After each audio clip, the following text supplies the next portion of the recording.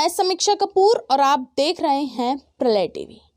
आज हम आप सभी को एक ऐसे नेता से मिलवाने जा रहे हैं जो भारत की राजनीति के सबसे बड़े पलटीबाज नेता हैं।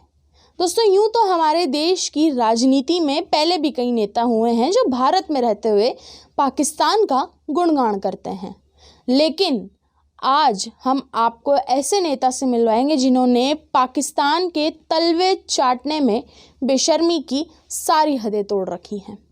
तो दोस्तों, आज के इस एपिसोड में हम बात करेंगे क्रिकेटर से नेता और फिर नेता से गद्दार बनने वाले नवजोत सिंह सिद्धू की। दोस्तों, 2 बार सांसद और पंजाब सरकार ने पर्यटन मंत्री बने रहे नवजोत सिंह सिद्धू का जन्म 20 अक्टूबर 1963 को पटियाला में हुआ था। इनके पिता भगवंत सिंह ने पेशे से क्रिकेटर रह चुके हैं।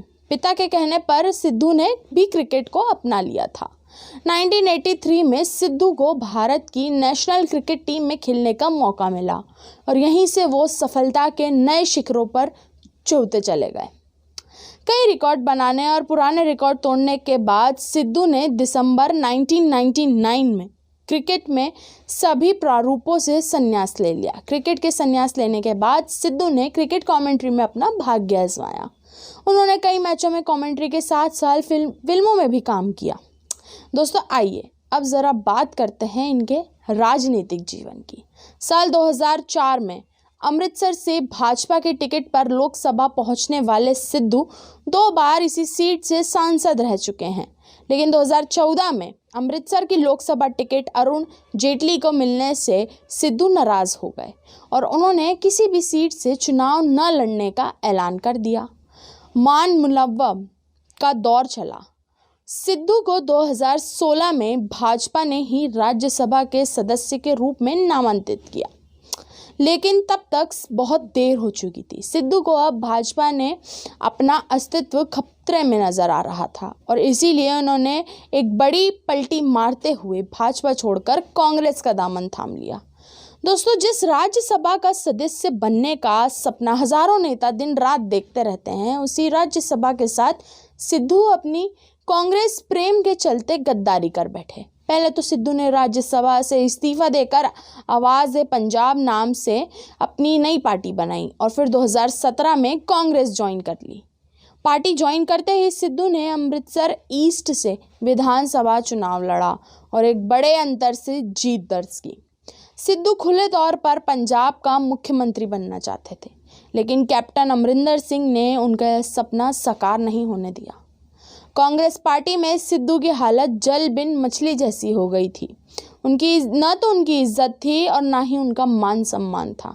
इन सब के बाद सिद्धू को लगा कि उनकी पूछ परख खत्म हो गई है, तो उन्होंने ऐसे ऐसे कारनामे करने शुरू कर दिए जिससे पूरे देश को पता चल गया कि अपनी खुदगर्जी के लिए कोई नेता बेशर्मी की सारी हदें पार कर सकता है। पहले तो उन्होंने अपने भाषणों में भाजपा और हिंदुओं को सीधे तौर पर टारगेट करना शुरू कर दिया। फिर सार्वजनिक मंचों पर अल्लाहू अकबर का उद्देश्य करने लगे।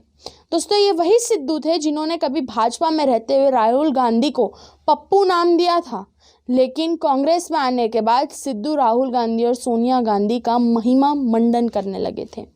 दोस्तों, यूं तो कांग्रेस के कई नेता अपने पाकिस्तानी प्रेम के लिए बदनाम हैं, लेकिन सिद्धू इस काम में सभी से एक कदम आगे निकले।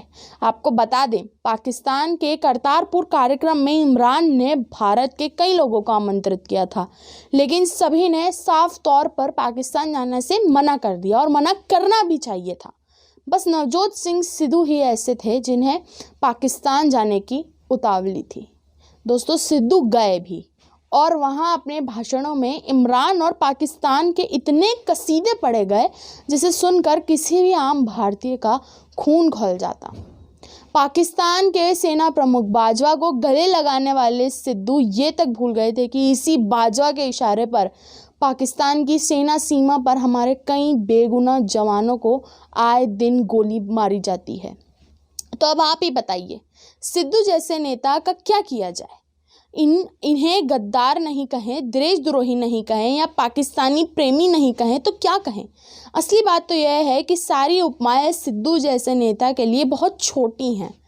हम बस इन जैसे नेताओं से सावधान रहने की ज़रूरत है, क्योंकि ऐसे नेता अपनी स्वार्थ पूर्ति के लिए, अपने देश के लिए किसी भी गद्दारी की हद तक जा सकते हैं।